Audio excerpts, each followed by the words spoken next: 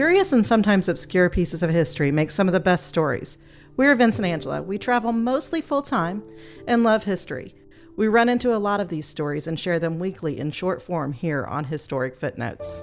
Imagine for a moment being cold, wet, knee-deep in mud along a trench filled with every atrocity of war.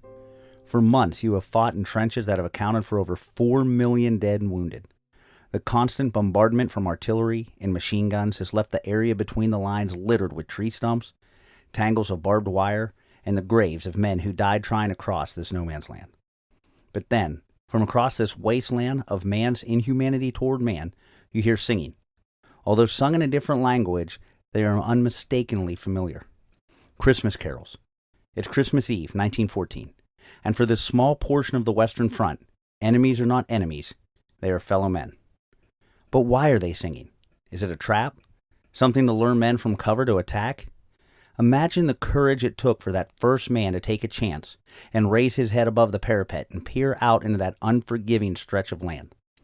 First one, then more, as soldiers from both sides spontaneously leave their trenches to meet in no man's land. What would come to be known as the Christmas Truce.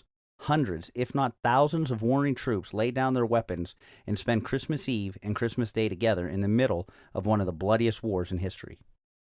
Soldiers exchanged British bread for German sausages, German pipes for British cigarettes.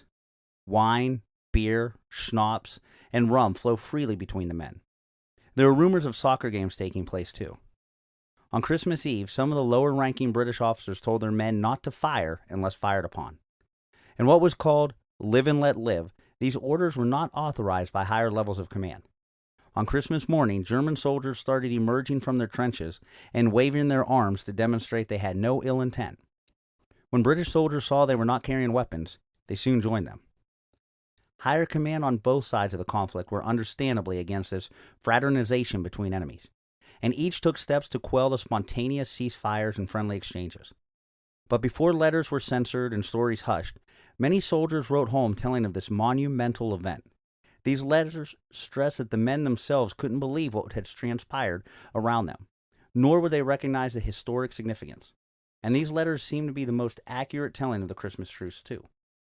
French author Michael Corday wrote, January 5th, 1915, I have before me a letter from a soldier in which he swears, by all that he holds dear, that on the 24th December, 2 regiments in the opposing lines put aside their arms in defiance of their orders and fraternized between the trenches.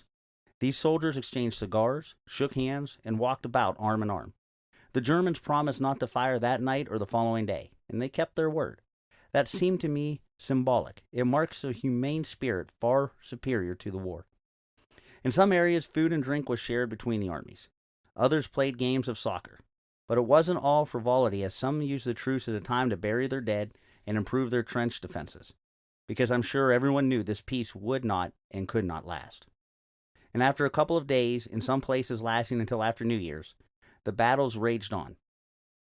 There would not be any other widespread ceasefires until the armistice in 1918. But for a couple of days at Christmas in 1914, in one of the bloodiest wars in history, enemies laid down their arms and came together to shake hands, share food, and treat each other not as enemies, but as friends. If you enjoyed this story, please subscribe on your favorite podcast platform and give us a rating to help more people find Historic Footnotes.